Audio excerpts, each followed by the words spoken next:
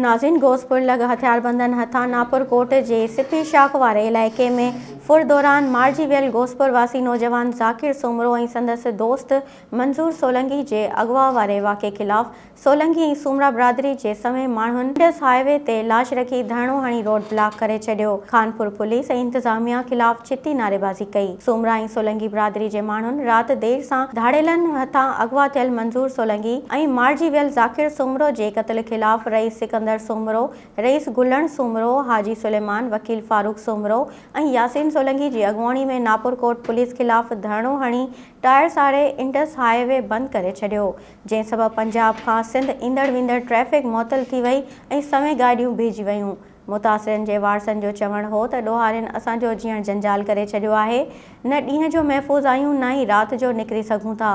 कशमोर ऐं खानपुर ज़िलनि में ॾोहारियुनि जो मुकमल राज आहे, केर बि महफ़ूज़ नाहे। इलाइक़नि ते ॾोहारियुनि जो मुकमल कंट्रोल आहे। ॻोठाणनि चिता ॾिनो त जेसिताईं वाक़े में मुलविस जवाबदारनि खे गिरफ़्तार न कयो वेंदो, असांजो एहतजाज जारी रहंदो।